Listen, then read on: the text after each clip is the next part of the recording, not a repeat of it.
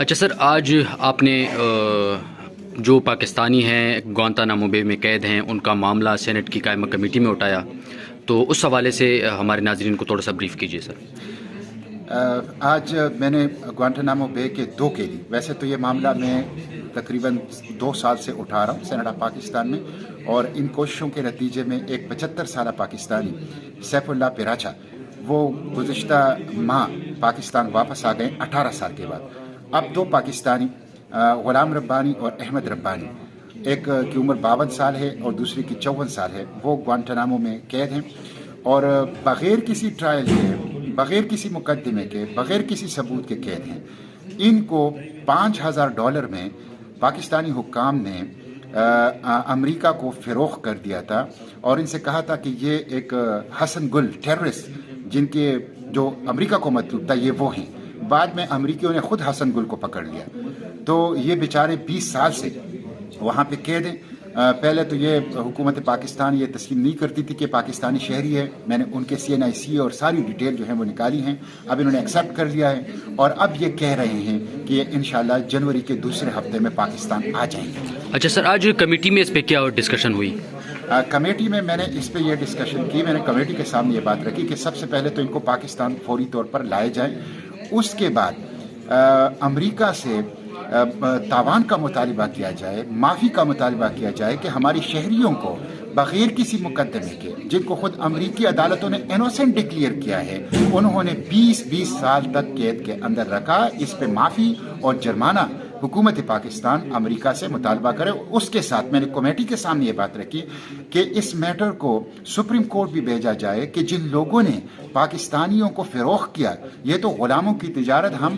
پڑھتے تھے تاریخ کے اندر، اور 5,000 ہزار شرمناک، یعنی قوم فروختن وچ ارزا فروختن، $5,000 پر آپ ایک پاکستانی کو فروخت کر رہے ہیں، تو ان کے خلاف، جن لوگوں نے یہ کیا ہے ان کے خلاف کارروائی انیشیٹ ہونی چاہیے کہ وہ پاکستانی حکومت میں، ریاست میں وہ کون لوگ تھے جو اس کے ذمہ دار تھے، ان کے نام سامنے آنی چاہیے، ان کے خلاف کارروائی ہونی چاہیے۔ سر، یہ کمیٹی نے آج مؤخر کیوں کیا یہ بتائیں تھوڑا سا۔ کمیٹی نے اس لیے مؤخر کیا کہ چونکہ کمیٹی کے خیال میں یہ سینسیٹیو میٹر ہیں، اور اس میں بہت سینسیٹیو ایسپیکٹس اس کے آئیں گے، اس لیے کمیٹی نے مؤخر کیا کہ اس کو ان کیمرہ سیشن ہونا چاہیے، اور اس پہ کھل کر بات جو ہے وہ ان کیمرہ سیشن میں ہو۔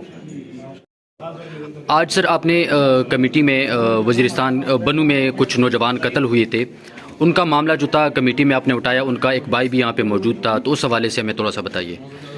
دیکھیں، وزیرستان نارتھ اور ساؤتھ جو ہیں وہ دہشت گردوں کی آماج گاہ ہے، اور وہاں بہت بڑے پیمانے پر ہمارے پختون پاکستانیوں کا خون بہہ رہا ہے، اور کوئی پوچھنے والا نہیں ہے۔ سینکڑوں لوگ ٹارگٹ کلنگ میں ساؤتھ اور نارتھ وزیرستان میں وہ شہید ہو چکے ہیں۔ پولیس بے بس ہے، انٹیلیجنس ایجنسیاں بے بس ہے، سیکیورٹی فورسز وہ بے بس ہے، سول ایڈمنسٹریشن، وفاقی اور صوبائی حکومتیں وہ بے بس ہیں۔ جو آج معاملہ میں نے اٹھایا تھا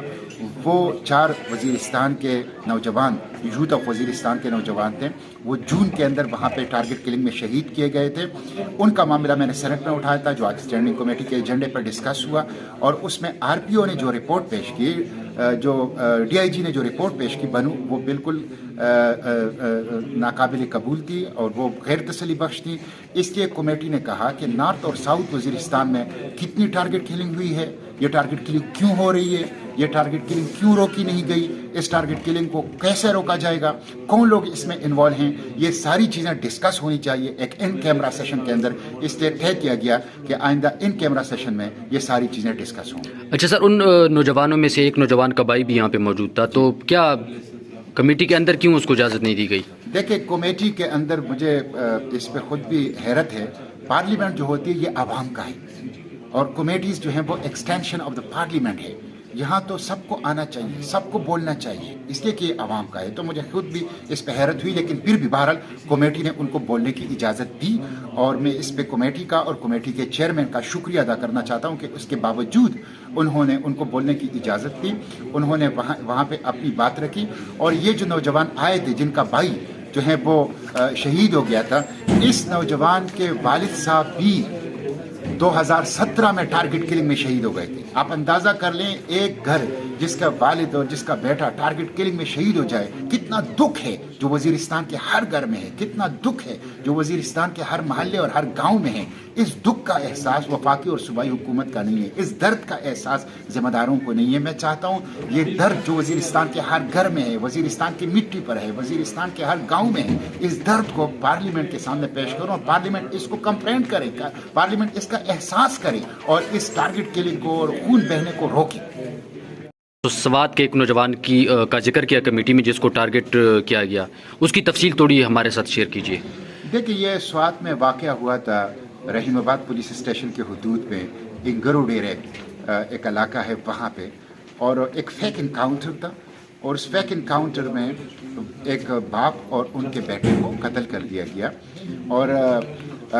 اس کو پھر دہشت گردی کا نام دیا گیا۔ اس کے اوپر سوات کے عوام نے زبردست رد عمل دیا تھا، اور تاریخی جس کو کہتے ہیں نا کہ بغیر نان پولیٹیکل، بغیر کسی وابستگی کے لوگ نکل آئے تھے لاکھوں کی تعداد میں اس فیک انکاؤنٹر کے خلاف، اور انہوں نے اپنی نفرت کا اور اپنی ناراضگی کا جو ہے وہ اظہار کیا تھا۔ وہ معاملہ آج یہاں پہ جو رحیم آباد پولیس اسٹیشن کا انیس اور ان کے والد کا، وہ یہاں پہ آج میں نے اٹھایا، اور اس کے اوپر جو ہے وہ بات آئی کہ چونکہ اس میں بھی بہت سے سینسٹیو پہلی ہے، اس لیے اس کو کمیٹی میں ڈسکس ہونا چاہیے، ان ڈیٹیل ڈسکس ہونا چاہیے۔ جو سی ٹی ڈی کی رپورٹ آئی تھی وہ بالکل ان ایکسیپٹیبل ہے، وہ بالکل ایسے ہی جیسے روٹین میں ایک سرکاری رپورٹس بنتی ہیں، اور کہا گیا کہ اس کو ان کیمرہ سیشن میں ڈیٹیلز ڈسکشن اس کے اوپر ہونی چاہیے، اور پوری جو ویڈیوز ہیں، جو آڈیوز ہیں اور جو ریکارڈ ہے باقی اس تفصیلات سامنے آنی چاہیے۔